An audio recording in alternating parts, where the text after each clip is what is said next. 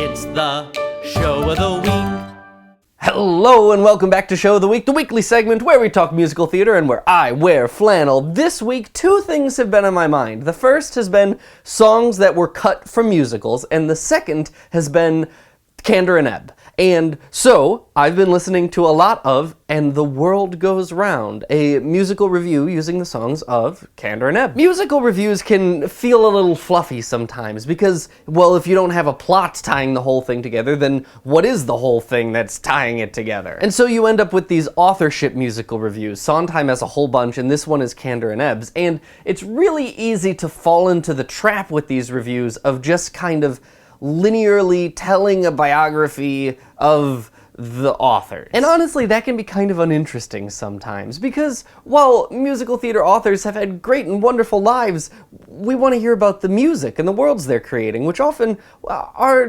less than germane to their upbringings. Thankfully, And the World Goes Round is not a biographical review in any way. It's a mishmash of Kander and Ebb songs, some of them cut from shows, some of them from shows you haven't heard of, and some of those songs you've absolutely heard before. But well, here's the cool part. And the World Goes Round does a wonderful job of peeling away and revealing Kander and Ebb's musical style. If you're ever going to a museum and you see one painting by an artist, just one, sitting on a wall, you can appreciate it for its content, you can appreciate it for its technique, but if you know nothing else about that artist, it is near impossible to have an appreciation of that artist's style and their growth and all of the things that make that painting from the artist. On the other hand, if you walk into a gallery of these artists' paintings where